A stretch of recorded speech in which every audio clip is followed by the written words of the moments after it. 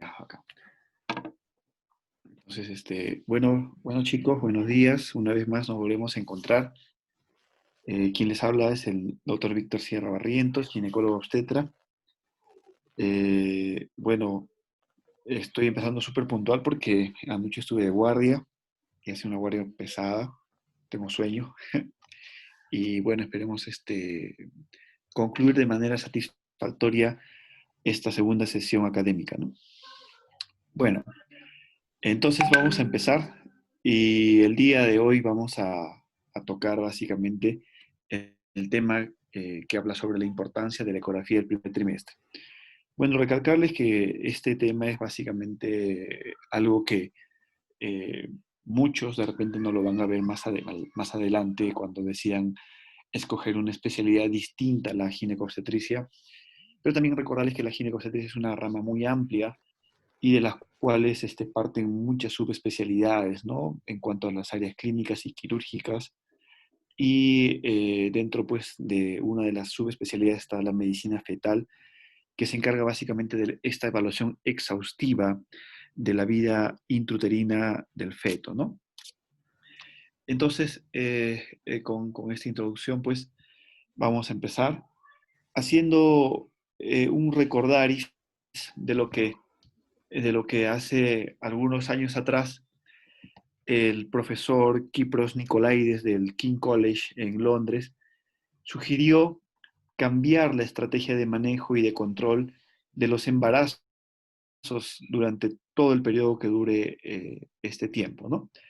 Entonces aquí ellos básicamente nos muestran el modelo de la pirámide invertida, en el cual básicamente le dan una mayor importancia a la evaluación que pueda tener el estado fetal dentro de las primeras semanas de embarazo y prácticamente dentro de las 12 semanas de embarazo. Entonces, fíjense que la importancia grande recae en la evaluación ecográfica que se puede realizar en la semana 12 de embarazo. Recuerden que la ecografía del primer trimestre puede comprender entre la ecografía que se hace entre las 6, 7, 8, 9, 10, 11, 12, 13, hasta las 14 semanas, pero básicamente para hacer un tamizaje de algunas estructuras que queremos evaluar y el tamizaje de la detección de aneuploidías, se considera la evaluación ecográfica que va entre las 11 y 14 semanas. Como punto medio, y por razones de técnica, por razones de visualización y por razones de facilidad para poder realizar ecografía, tomamos la sugerencia de las 12 semanas como lo determina el grupo de Londres, ¿no? Entonces, la gran importancia de determinar problemas cromosómicos o malformaciones anatómicas en un feto a las 12 semanas va a determinar todo el pronóstico evolutivo del embarazo hasta su culminación. Entonces, fíjense que ya casi finalizando el embarazo, la importancia de hacer exámenes exhaustivos ecográficos va a decrecer grandemente porque ya tenemos la certeza que en las primeras semanas y en la primera mitad del embarazo ya hayamos podido determinar algunos riesgos o algunas malformaciones si es que pudiéramos encontrarlas, ¿no? Entonces, acá recae básicamente el modelo de pirámide invertida para hacer mayor énfasis en la evaluación de las primeras 12 semanas. Como, como vamos a tener una charla de más o menos unos 30, 40 minutos, vamos a organizarnos y primero vamos a poder evaluar. En primera instancia hablaremos del screening de aneuploidías que se debe realizar en la ecografía de las 12 semanas. Luego hablaremos sobre el screening anatómico que también se debe realizar en estas semanas de embarazo.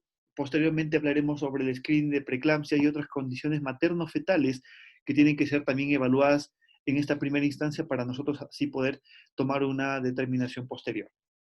Y posteriormente hablaremos sobre las conclusiones suscitadas de toda esta disertación para poder llegar a consolidar los puntos más importantes.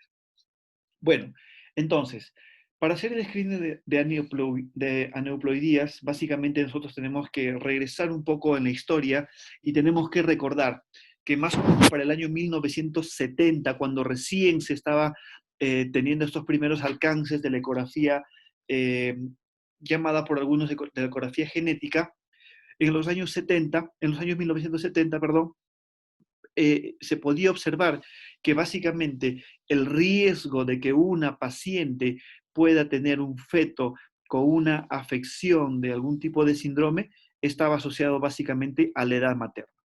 Y como punto de corte para aquel entonces se había tomado la edad materna de 35 años. Esto nos daba una tasa de detección del 30% de fetos con trisomía 21 en aquellas madres que embarazaban por encima de los 35 años. Todo esto con una tasa de detección de falsos positivos del 5%, ¿no? Entonces, conforme los años iban avanzando, ya para el año 1980, hacia el screening de aneuploidías, se introdujo las primeras determinaciones de la bioquímica sanguínea materna para poder asociarlas a las aneuploidías.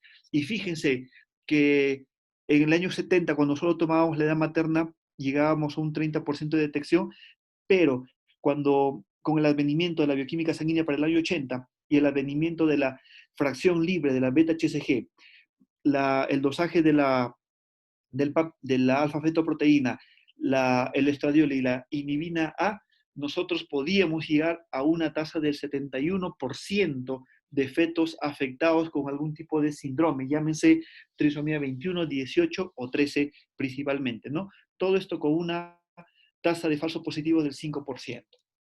Ya para la década de los 90, se plantea el primer test combinado en el cual básicamente involucra una serie de evaluaciones, tanto ecográficas y tanto bioquímicas. Por eso se llama el test combinado, que combina algunos parámetros ecográficos con algunos exámenes de laboratorio. Y principalmente a nivel ecográfico, en la ecografía de las 12 semanas, involucra la evaluación de la translucencia nucal. Entonces, la translucencia nucal es una estructura que se encuentra por detrás de la nuca del feto, es una zona sonolucente anecogénica en la cual discurre un líquido linfático y el aumento de esta translucencia nucal en milímetros nos va a llevar a tener una alta sospecha de algún padecimiento de aneuploidía en nuestro feto, ¿no? Pero fíjense que el advenimiento de la evaluación de la translucencia nucal más la sumatoria de la fracción libre de la beta-HCG más la sumatoria de la proteína plasmática A o el PAPEI, nos van a dar una tasa de detección muchísimo mayor, con una tasa de detección de falso positivo del 5%. Fíjense que la tasa de detección con el screening combinado para la trisomía 21 va a ser alrededor del 90%, y para la trisomía 18, síndrome de Edwards y síndrome de Patou, va a ser muy cercanas al 100%. Entonces, si nosotros tenemos una adecuada imagen ecográfica sumadas al test combinado con la bioquímica sanguínea, vamos a tener una tasa de detección altísimas para poder nosotros tomar alguna determinación y consejería con los padres de este futuro bebé. Por otro lado, ya para la década entre 2000 y 2010, ya se suman al test combinado la determinación de algunas otras estructuras que deben ser evaluadas a nivel ecográfico. Y tales son, como se puede observar en esta imagen, la determinación de la presencia del hueso nasal. Obviamente que primero la evaluación de la translucencia nucal, la determinación de la presencia o ausencia del hueso nasal, la evaluación del flujo tricuspidio, que se puede evaluar acá en estas ondas. Básicamente nosotros en esta primera imagen pequeña vemos una onda normal del flujo tricuspidio, es una onda característica de un feto normal, pero en la imagen de abajo vemos un reflujo patológico que se manifiesta en esta onda intermedia que se encuentra entre un flujo sistólico y otro sistólico. Estos reflujos patológicos nos indican que hay un reflujo tricuspidio y eso puede aumentar nuestro riesgo para poder tener un bebé con algún tipo de síndrome.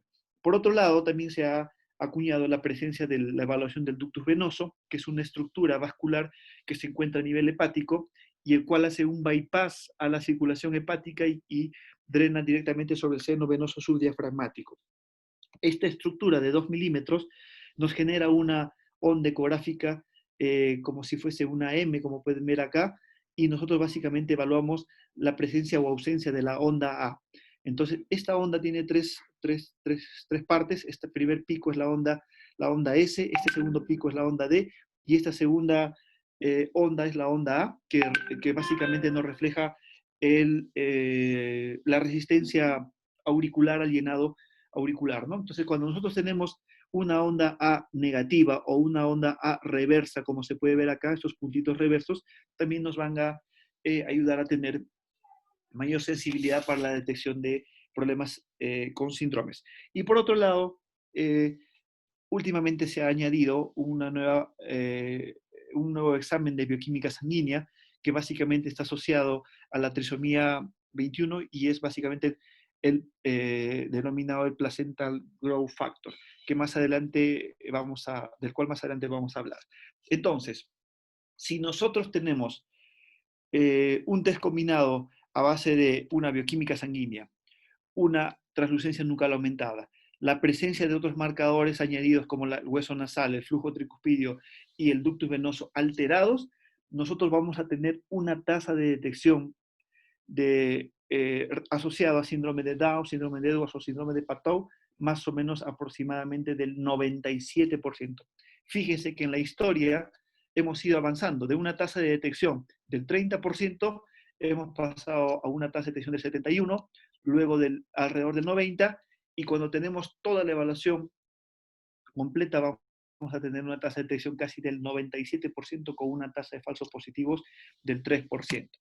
Entonces, esto nos sirve básicamente nosotros para poder determinar si en algún momento podemos hacer ya una predicción de muerte fetal o la predicción de repente de defectos mayores, ¿no? Si nosotros tenemos una translucencia nucal aumentada en un feto que mide básicamente entre 45 y 85 milímetros, que coincide entre las 11 y 14 semanas, y tenemos una translucencia nucal aumentada, que aquí se puede expresar en milímetros, ¿no?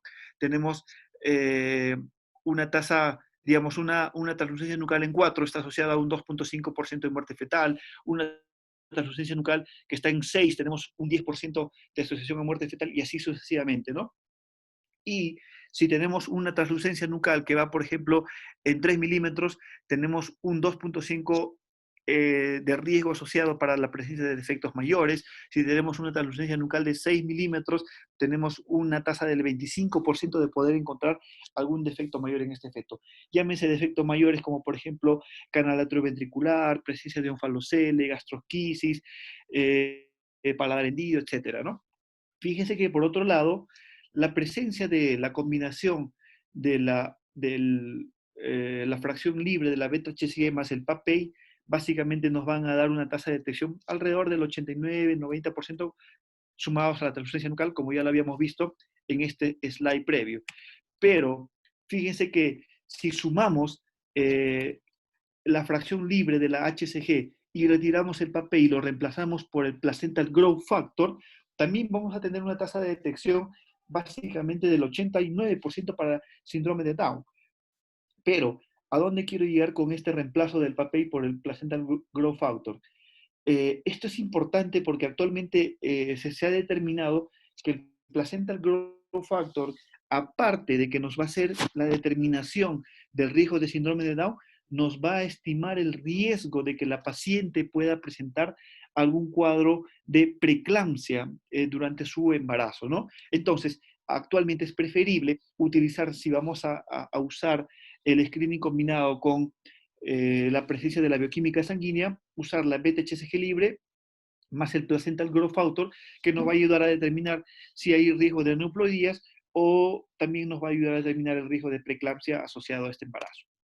Entonces, el screening de aneuploidías, básicamente, como les había comentado, se realiza entre las 11 y 14 semanas, como punto medio las 12 semanas, y este screening de aneuploidías básicamente no solo sirve para poder nosotros evaluar y estimar el riesgo de que de que un feto pueda tener algún tipo de defecto genético, ¿no? Una aneuploidía, sino que básicamente también existen otras alteraciones que van asociadas a algún riesgo de aneuploidía y según la determinación de cada uno. Por ejemplo, Si nosotros tenemos un punto de corte por encima de 3,5 milímetros para la translucencia nucal, el riesgo de que este feto tenga una aneuploidía es básicamente el 49%, ¿no? Y de trisomía 21, básicamente el 51%. Recuerden que la translucencia nucal por sí sola no es indicativa al 100% de aneuploidía, ya que la translucencia nucal se puede elevar en otro tipo de circunstancias, como por ejemplo las cardiopatías, los tumores que pueden estar a nivel cervical, las aneuploidías como bien lo hemos mencionado. Entonces, es importante poder determinar esta estructura de manera precoz.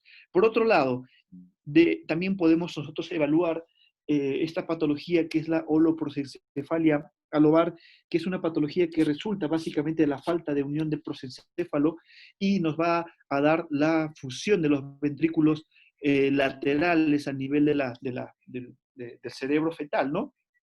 Y esta holoprosencefalia lobar básicamente está relacionada a un 78% de que este feto puede ser afecto a algún tipo de aneuploidía. Y está relacionada hasta con un 62% para trisomía 18. Por otro lado, el onfalocele también está asociado a aneuploidía en el 40% y más a trisomía 18 en un 55%. Existen dos tipos de onfalocele. Entonces, el onfalocele grande y el onfalocele pequeño. Paradójicamente, el que tiene mayor riesgo de que puede estar asociado a algún tipo de síndrome es el onfalocele pequeño, ¿no? A diferencia de los onfaloceles grandes. Y como podemos observar en esta imagen, la mega de vejiga también es un marcador de aneuploidía en un 20% de los fetos que presentan este tipo de patología y en 33% de los fetos con trisomía 18. Entonces, recuerden que el screening de aneuploidías tiene que ser realizado entre la semana 11 y 14 y básicamente a la semana 12 como punto de corte. Los parámetros fundamentales a evaluar: la translucencia nucal, la presencia del hueso nasal, el flujo que se da a nivel de la válvula tricúspide, el ductus venoso, y si podemos contar con la bioquímica sanguínea, sería excelente, ¿no? Entonces, pero recordemos que el screening de aneuploidías o la ecografía de las 12 semanas no solo sirve para hacer screening de aneuploidías, porque si fuese ese, digamos, el objetivo, pues prácticamente seríamos reemplazados dentro de poco mediante una prueba que es el dosaje de ADN libre fetal en sangre materna. Entonces, esta es una prueba, el ADN libre fetal, que se realiza pues en sangre materna, donde se evalúan células que provienen del sincito trofoblasto y que están en la circulación materna, y la alteración de estas nos puede dar ya diagnósticos de aneuploidías que obviamente tienen que ser corroboradas por la ecografía. Entonces, con esto quiero llegar a que la ecografía del primer trimestre no solo sirve para hacer descarte de síndromes genéticos, sino también es importantísimo poder nosotros evaluar en la medida de lo que sea posible la anatomía del feto para poder encontrar algún tipo de alteraciones.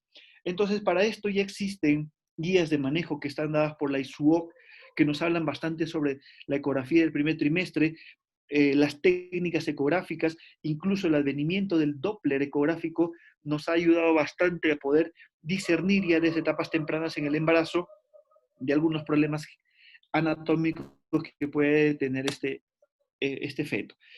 Entonces, fíjense que todos podemos estar en la capacidad de hacer algún diagnóstico ecográfico desde etapas tan tempranas, solo ya conociendo estas imágenes, ¿no?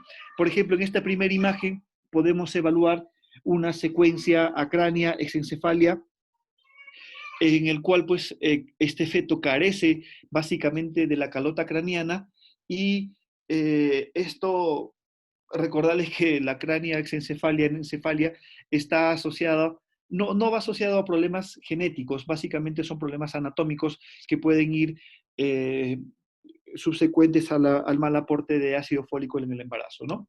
Por otro lado, ya podemos hacer también la evaluación de cuadros de onfalocele, como se ve en esta imagen, perdón, de cuadros de holoprosencefalia lobar, como se ve en esta imagen, y como ya había mencionado en una diapositiva previa, la holoprosencefalia lobar sí está asociada a algún tipo de riesgo para síndromes en este feto, ¿no?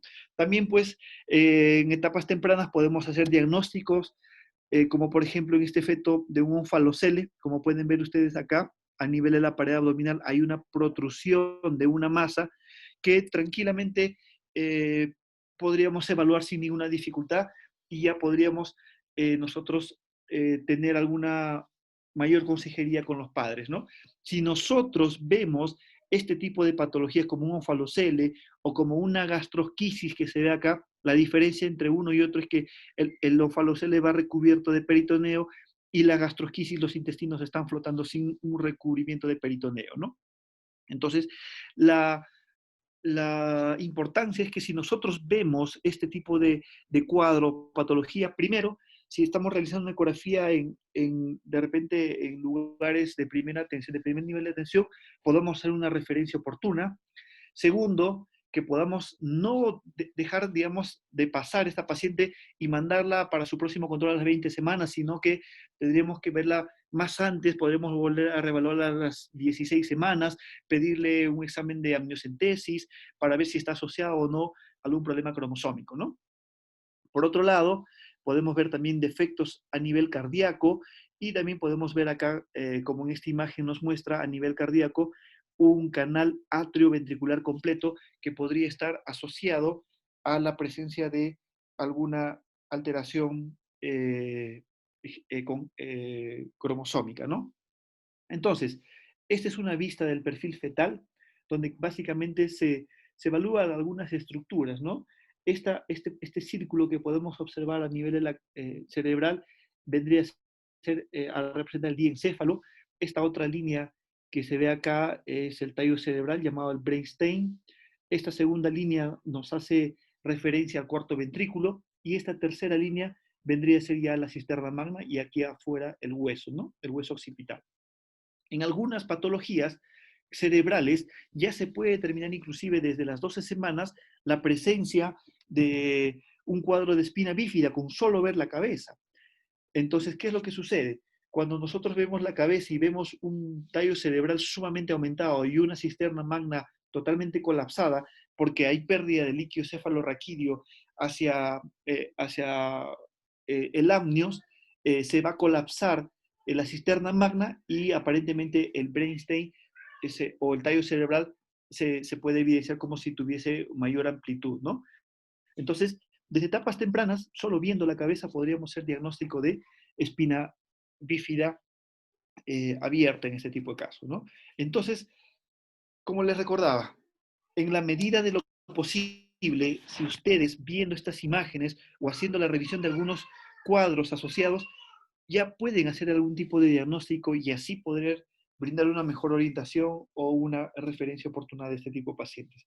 Este es un estudio que lo hizo el profesor Kipros Nicolaides para el año 2014-2015, en el cual básicamente nos habla de que algunas abnormalidades ya son detectables entre la semana 11 y 14 con cierta tasa de detección. Por ejemplo, eh, hay algunas anormalidades como por ejemplo el 100% de las anormalidades como acrania, holoprosencefalia lobar, gastrosquisis, onfalocele o megavejiga debe ser diagnosticado entre la semana 11 y 13, ¿no? El 100% de esas patologías.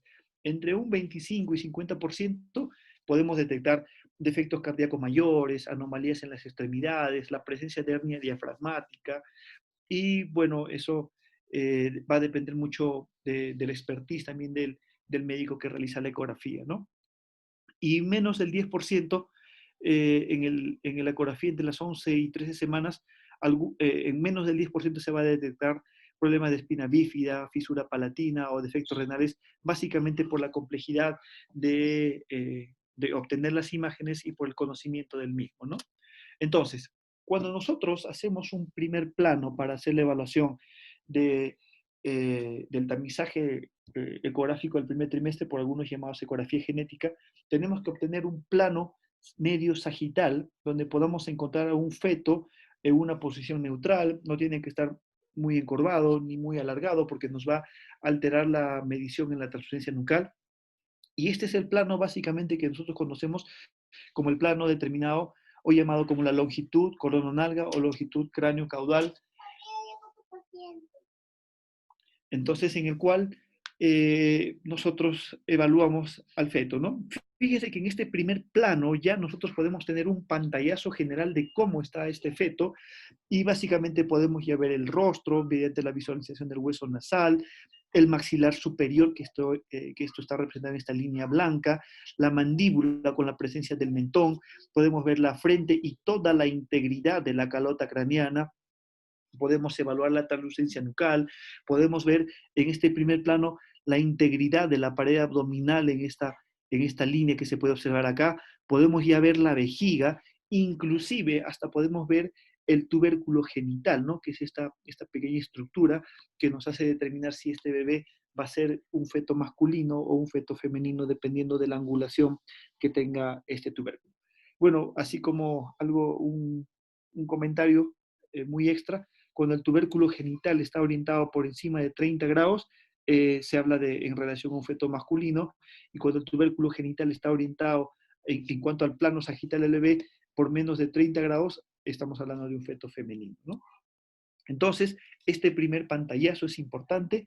Estas son las estructuras cerebrales que les había mencionado: el diencéfalo, el tallo cerebral, la cisterna, el cuarto ventrículo, perdón, la cisterna magna y la calota craneana, ¿no? Entonces, fíjese que en estas imágenes ecográficas, cortesía de un amigo que elabora en Lima, podemos ya tener un examen medio sagital, un pantallazo para poder hacer ya diagnóstico de algunas patologías que pueden estar a nuestro alcance.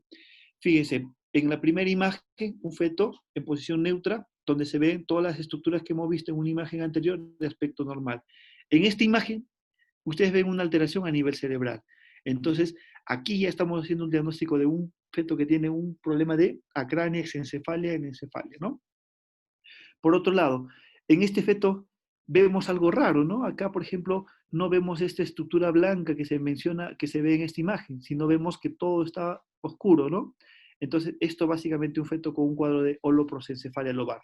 Aquí, ¿qué podemos estar visualizando? Un feto con una vejiga súper agrandada, ¿no? Un feto con una mega vejiga, probablemente por una obstrucción urinaria inferior, ¿no? Unas válvulas uretrales posteriores que están generando una obstrucción distal, ¿no? En esta otra imagen podemos observar eh, un feto hidrópico, ¿no? A sus 12 semanas un feto hidrópico. Fíjense cómo hay un edema subcutáneo importante, y esto puede ser debido a, a un hidros fetal, puede ser debido a un síndrome de Turner, etcétera, o un fallo a nivel cardíaco, porque recuerden que las causas de hidros fetal son causas inmunes y no inmunes, ¿no? Dentro de las no inmunes, la más frecuente a la cabeza son las patologías cardíacas. Por otro lado, acá también podemos ver un cuadro de megavejiga. Aquí podemos observar una protrusión de la pared abdominal compatible con un cuadro de onfalocele. Y aquí vemos también otra alteración, ¿no? Fíjense que hay una, eh, una desproporcionalidad en cuanto al diámetro de la cabeza y en cuanto al diámetro del cuerpo, ¿no? Fíjense que el cuerpo aquí está sumamente corto, y esto básicamente nos puede hacer pensar en un cuadro de un body stalk anomaly, etcétera, ¿no? Entonces, ya con este pantallazo inicial, ustedes ya van a poder hacer diagnóstico, porque recuerden que muchos de ustedes que van a ir a hacer el serum a futuro, muchos de los establecimientos de salud, centros de salud, ya cuentan con ecógrafos en los cuales ustedes pueden ir haciendo unas primeras imágenes, pueden ir practicando, y si ustedes tienen este conocimiento previo de estas imágenes en gestaciones iniciales, ya pueden estar haciendo diagnósticos para hacer referencias oportunas. Entonces, por otro lado, también pues aquí es necesario conocer algunas estructuras de la cabeza, como les mencionaba, enumeradas en números, ¿no? En el número 1 está la frente, en inglés el forehead llamado. En el número 2 tenemos el hueso nasal, el número 3 los labios, el número 4 el maxilar superior, el número 5 el mentón, el número 7 el diencéfalo, el número 8 el brainstem, o también llamado el tallo encefálico, el número 9 tenemos el cuarto ventrículo, el número 10 el plexo corredor del cuarto ventrículo, el número 11 es la cisterna magna, y el número 12 el hueso, ¿no? Todo lo que es blanco en ecografía siempre es sólido, es hueso o calcificación, ¿no? y el número 6 vendría a ser la ausencia nucar. Entonces, fíjense que visualizar esta imagen es importante, ¿no? Ustedes graben esta imagen en su cabecita y fíjense que visualizar estas estructuras es muy importante para nosotros poder hacer alguna determinación si hay alguna anomalía.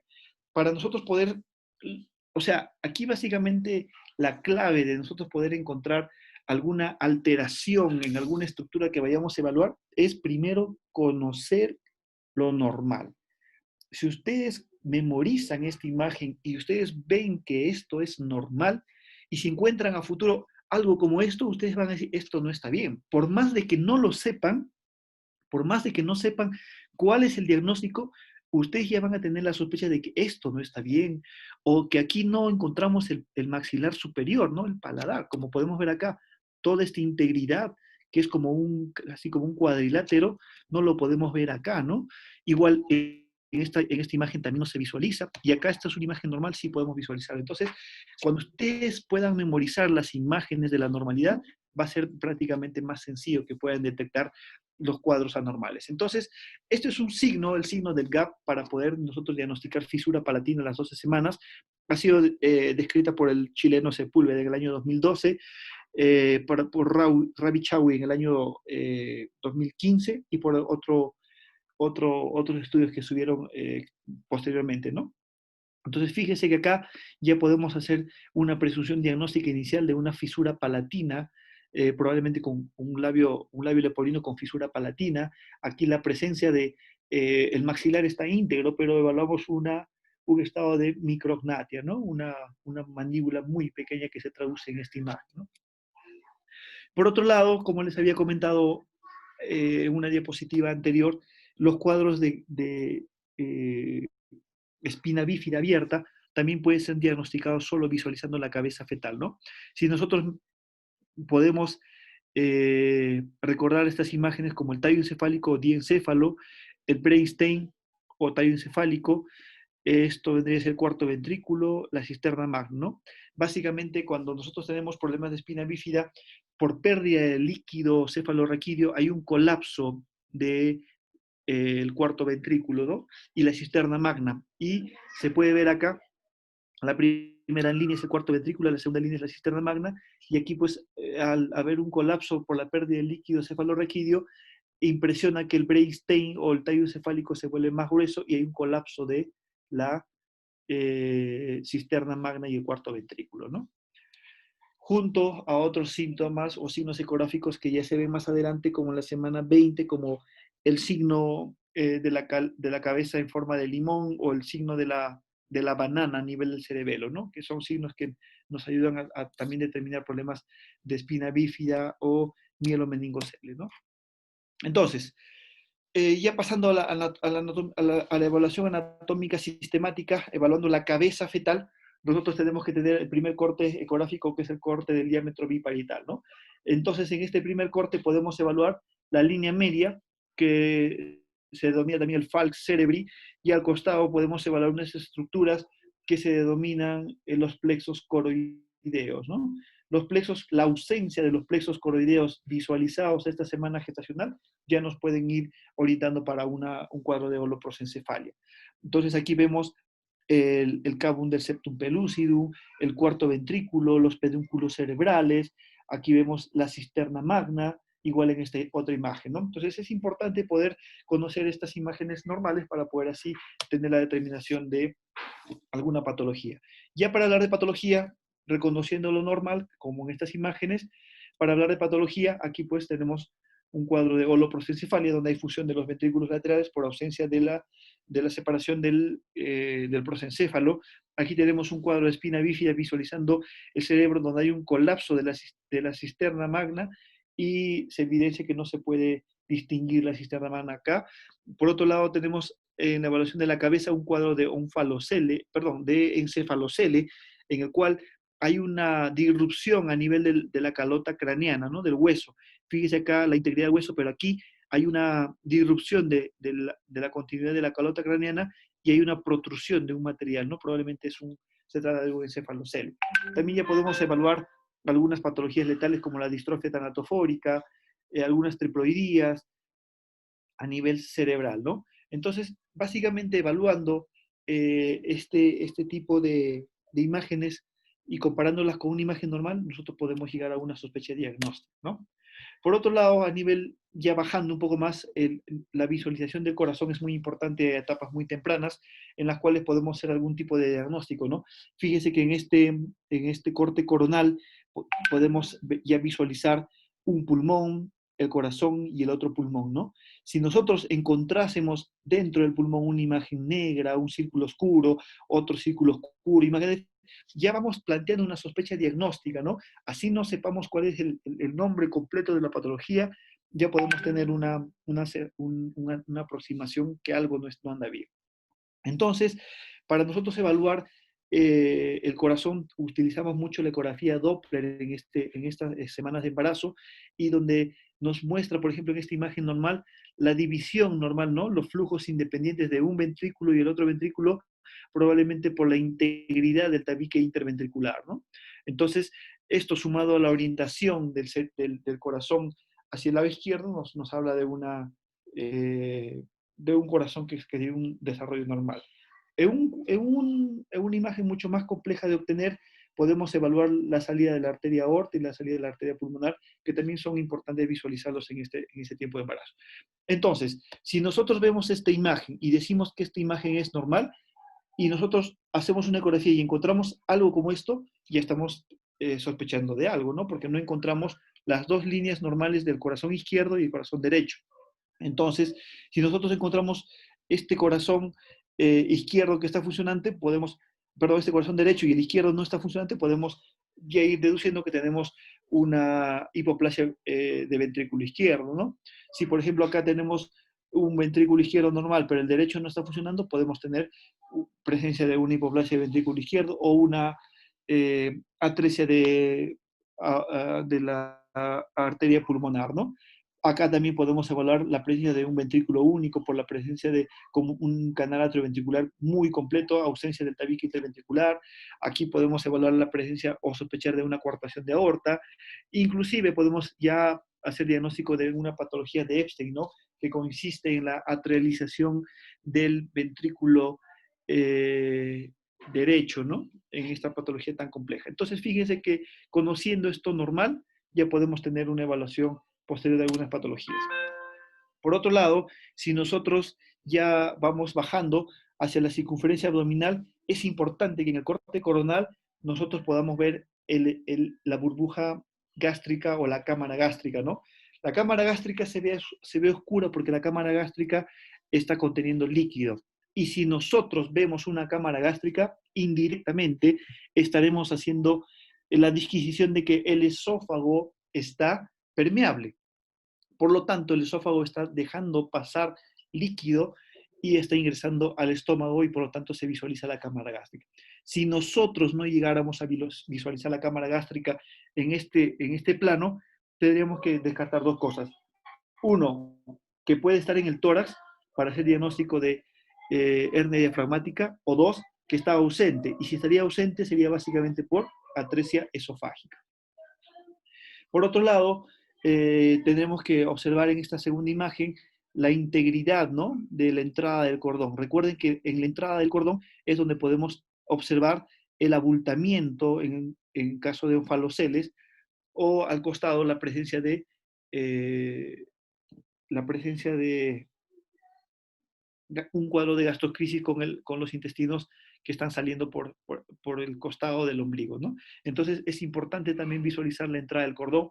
Por otro lado, si bajamos un poco más, vamos a encontrarnos ya con la vejiga, y también es importante ayudarnos del Doppler color para poder visualizar las dos arterias vesicales, ¿no?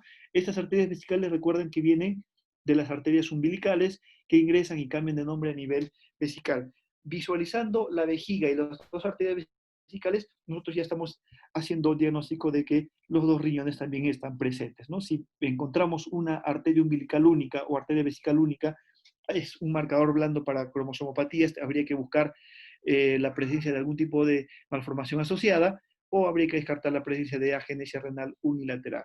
En este otro corte, ya es un corte básicamente coronal, como se ve en la imagen número 4, a partir más o menos de las 13 semanas ya se puede ver con un ecógrafo de alta resolución, pues la presencia de los riñones, ¿no? Las siluetas renales.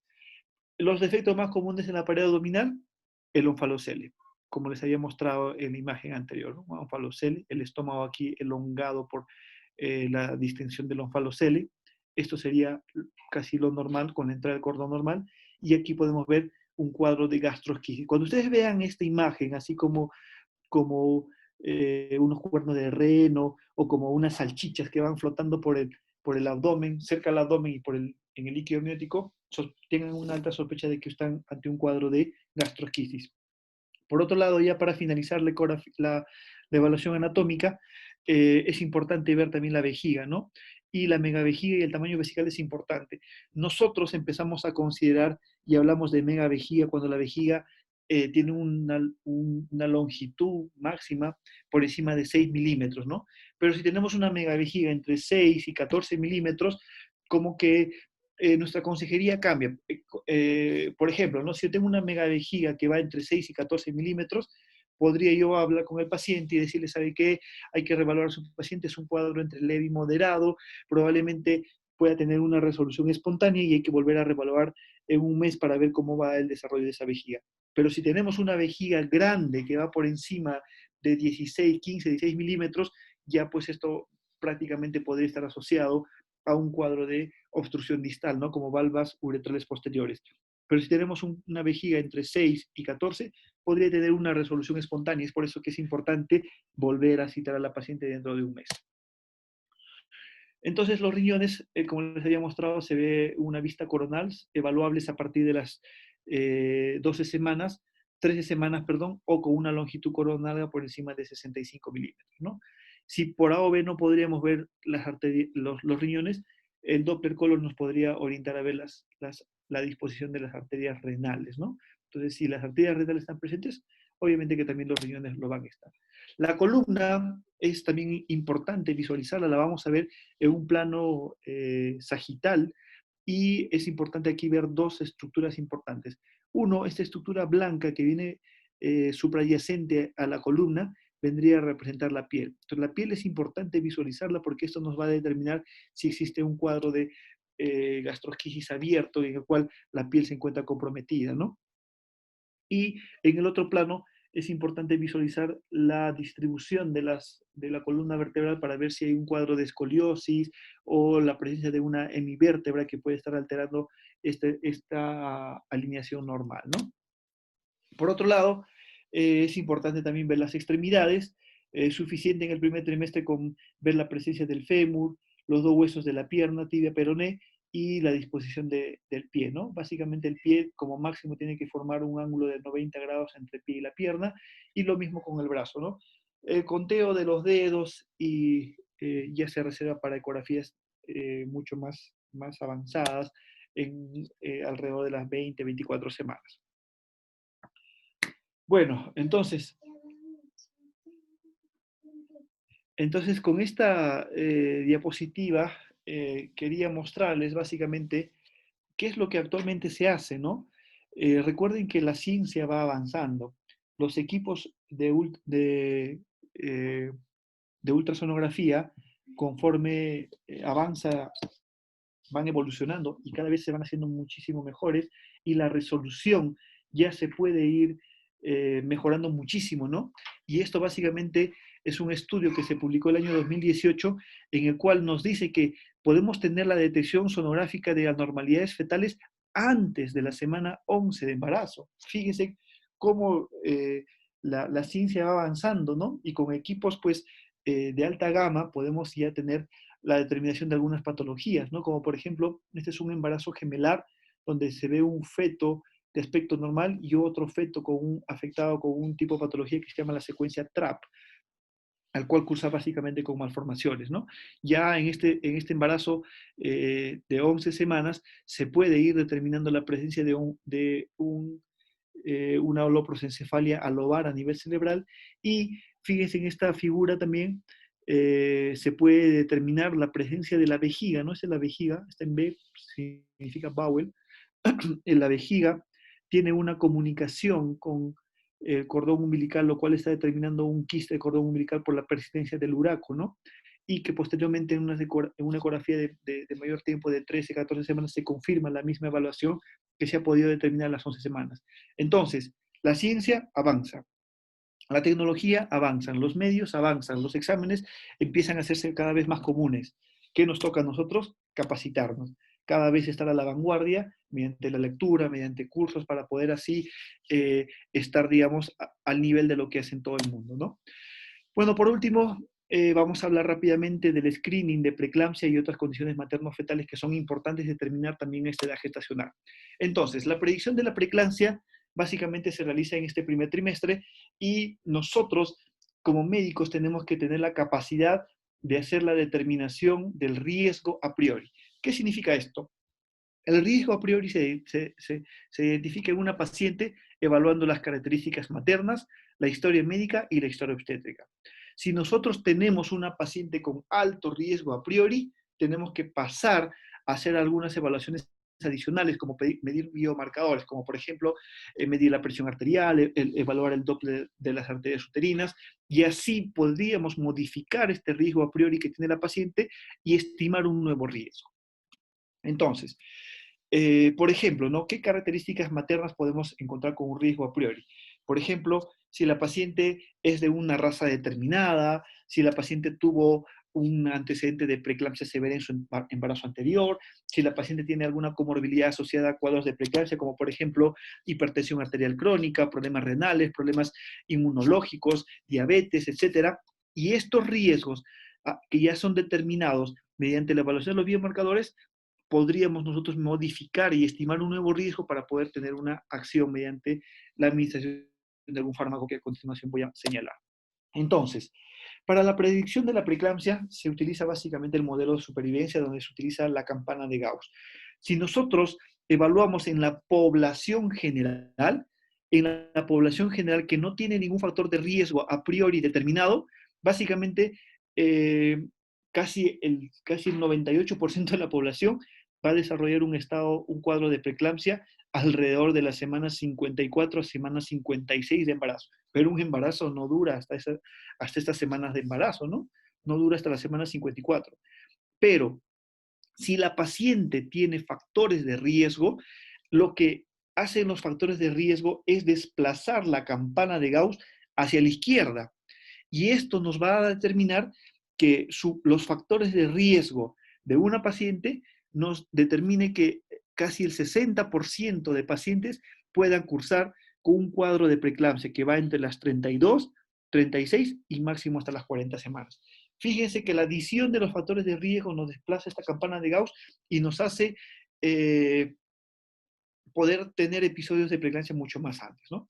Entonces, los factores maternos básicamente están asociados a la edad materna, a la raza, a la historia obstétrica si es primigesta, si ha tenido un estado de preeclampsia previa, a la historia familiar de preeclampsia. Básicamente, la historia familiar hablamos de mamá o hermanas con preeclampsia, si tenemos un producto de concepción por fertilización in vitro, si la paciente tiene hipertensión crónica, diabetes mellitus, un cuadro autoinmune como lupus eritematoso sistémico o síndrome antifosfolipídico, o si la paciente tiene un problema renal crónico tipo insuficiencia renal, ¿no? Entonces, esto sumado a los biomarcadores, como puede ser la medición de la presión arterial, la evaluación del Doppler de las arterias uterinas y en algunos lugares la toma del placental growth factor, que les había comentado que tiene dos funciones, evaluar el riesgo de cromosomopatías o también evaluar el riesgo de preeclampsia, ¿no? Entonces, en este caso, si nosotros tenemos una historia de una paciente con factores de riesgo, una presión arterial media alterada, una alteración del índice de pulsatilidad de las arterias uterinas y el placental growth factor, si nosotros tenemos estas cuatro evaluaciones, fíjense que podemos detectar hasta el 90% de pacientes que van a presentar un episodio de preeclampsia severa por debajo de las 34 semanas.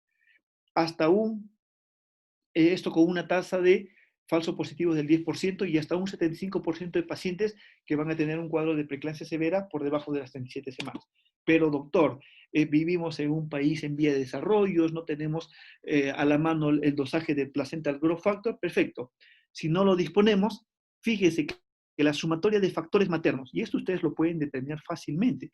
Los factores maternos están señalados: edad, peso, raza, historia obstétrica, historia familiar, si ha sido un producto FIC, si tiene comorbilidades. Entonces, la determinación de factores maternos más la medición de la presión arterial media y el índice de pulsatividad de las arterias uterinas, que, que nosotros sí podemos hacer la evaluación, ¿no? Vamos a poder predecir hasta el 83% de pacientes que van a presentar preeclampsia por debajo de las 34 semanas.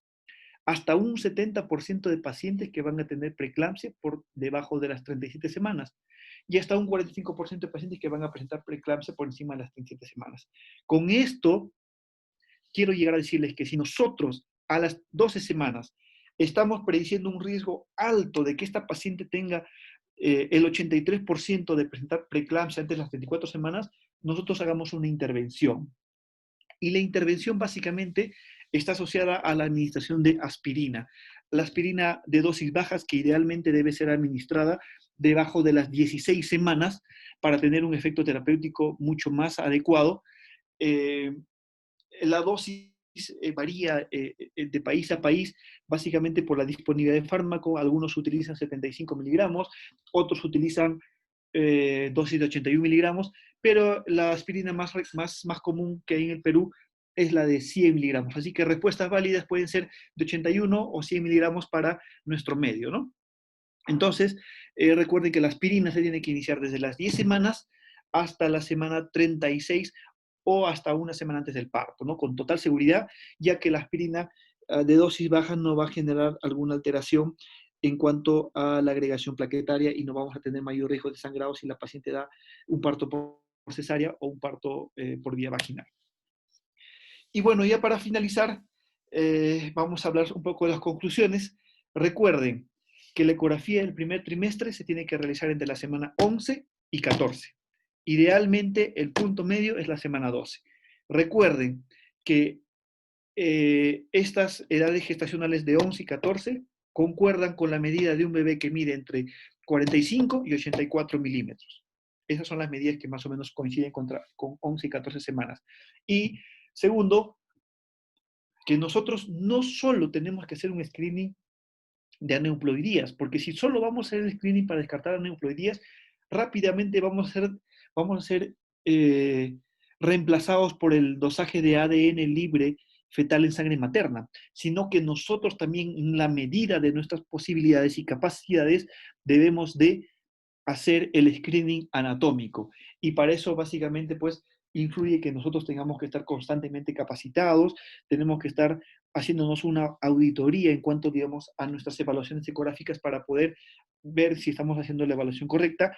Y es el derecho de toda paciente que a esta edad gestacional pueda tener una evaluación de aneuploidías y de un screening anatómico para así nosotros poder brindar una consejería adecuada en cuanto a continuar el embarazo o a la culminación del embarazo en este caso, ¿no? Y de todas maneras es muy importante pues también hacer el screening de preeclampsia con lo que les había mencionado, ¿no? Los factores maternos y el dosaje, los factores maternos, la evaluación del Doppler de las arterias uterinas y, como les había mencionado acá, la presión arterial media, ¿no? Entonces, chicos, recuerden que ustedes van a ir de aquí a poco, cuando hagan el CERU, van a ir a establecimientos donde muchas veces ya cuentan con estos equipos de ecografía, muchas veces hay equipos ya de última generación. Entonces, echen de mano al ecógrafo, no tengan miedo, previamente oriéntense un poco cómo es, conozcan la máquina y empiecen a leer. Estamos en un tiempo, digamos, difícil en el cual de repente las clases son difíciles de realizar, pero sean autodidactas, busquen información, no se queden con la información, digamos, que yo les doy, busquen un poco más para que así ustedes puedan ampliar sus conocimientos en esta rama. Entonces, esta penúltima imagen de reflexión es la cual nos hace referencia a si nosotros estamos haciendo medicina fetal o simplemente somos ecografistas. Recuerden que hacer ecografía no solo es medir la cabeza, medir el abdomen, medir el fémur, escuchar los latidos y sacar un peso o sacar una edad gestacional. No. la medicina fetal va mucho más allá de eso. Recuerden que este pequeño también es un paciente. Y si nosotros, como médicos, queremos buscar diagnósticos, tenemos que estar capacitados para hacer diagnóstico prenatal y así poderle brindar las mejores oportunidades a nuestro paciente. Esta es una foto del recuerdo con los internos que han estado rotando en el inicio de este internado, eh, después de una clase de repaso de anatomía pélvica. Y bueno, buenos muchachos, me apena mucho la situación que está sucediendo, probablemente vaya eh, a repercutir mucho en su formación, esto que está pasando ahora, pero les animo a que ustedes estudien, lean, busquen. Si yo les digo algo, no se queden con lo que yo les estoy diciendo porque podría engañarlos. Busquen ustedes la literatura está abierta para todos y básicamente siempre sáquense la espina si queda alguna duda y no estén esperando a que, digamos, les puedan dar todas las cosas claras. Bueno, doctores, muchas gracias. Estoy abierto para cualquier tipo de pregunta. Doctor Sierra, muchas gracias por su gran ponencia, como siempre lo digo. Usted es un maestro. Nada, doctor, agradecerle por su tiempo, a pesar de que está posguardia, nos está aquí ayudando. De antemano, nuestra promoción y la escuela, ya lo vemos como un maestro. Eh, Esperemos contar en otras oportunidades también con usted, doctor, y gracias por sus palabras, ¿no? Sabemos que el internado, bueno, por estos tiempos, se nos ha cortado, pero eh, en nuestras casas estamos repasando lo que hemos aprendido, buscando más información y siguiendo sus consejos, ¿no? Que nos daban en el internado, doctor. Muchas gracias. Sé que está cansadito, doctor. No sé si nos podrá responder algunas preguntitas, si es Sí, que claro, los chicos, chicos vamos, también hay. vamos a con las preguntas. Chicos, por favor, si tienen preguntas, por favor.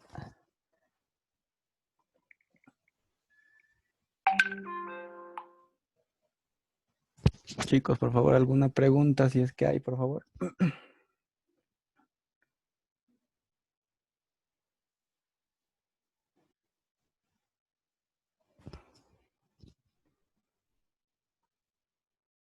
Bueno, doctor, creo que los chicos han entendido perfectamente, creo que no hay ninguna pregunta también. Muchas gracias, doctor, y la foto que presenta ahí eh, es como se le extraña al hospital, ¿no, doctor? Bueno, doctor, hay una preguntita de Dercy. Doctor, buen día, excelente ponencia. Tenía una duda con respecto al diagnóstico ecográfico de onfalocele. ¿Bastaría con una detección correlacionándola con la edad gestacional por longitud cráneo-caudal para no confundirla con la hernia fisiológica? Ah, ya, muy bien. Esa es una pregunta excelente, es una muy buena pregunta. Recuerden que en el desarrollo fetal el feto experimenta una hernia fisiológica y la hernia fisiológica no debe extenderse mucho más allá de las 10 semanas de embarazo. Entonces, si nosotros vemos una tumoración a nivel de la pared abdominal, más o menos entre la semana 9 o 10, tranquilamente no nos asustamos, guardamos un poco de calma y volvemos a citar a nuestro paciente dentro de 2 semanas. Probablemente si eso se tratara de una hernia de la pared abdominal fisiológica, entre la semana 11 y 12 tendría que desaparecer. Por eso les recomendaba la evaluación a las 12 semanas. A las 12 semanas no deberíamos ver en la pared abdominal una hernia diafragmática. Ya, si nosotros vemos a nivel de las 12 semanas una tumoración, es muy probable que se trate de un onfalocel, ¿no? Perfecto, doctor. Chicos, ¿alguna otra preguntita?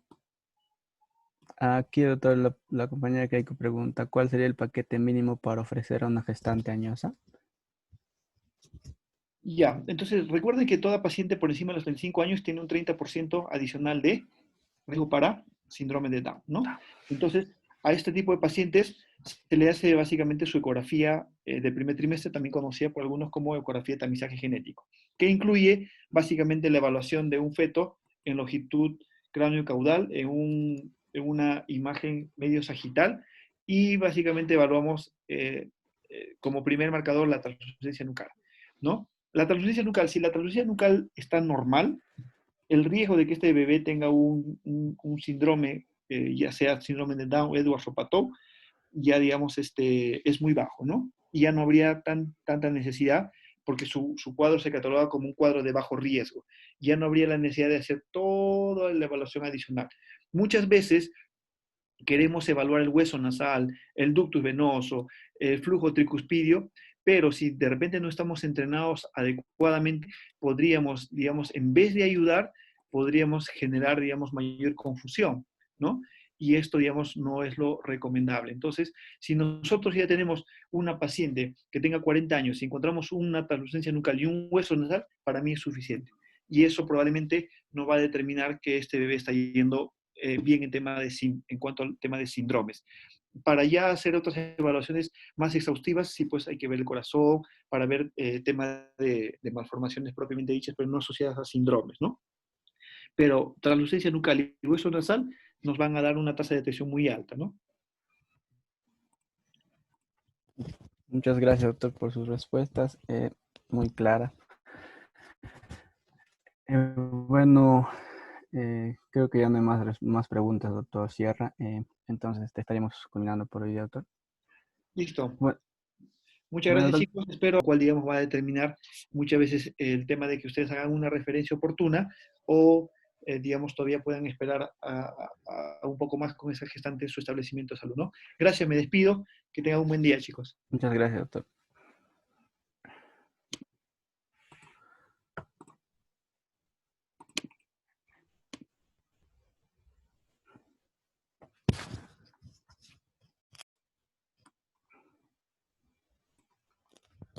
Bueno, chicos, por hoy día hemos terminado. En la mañana y en la tarde recuerden que va a haber otras ponencias. Se les va a enviar ahorita el post-it. Por favor, esperen unos minutos.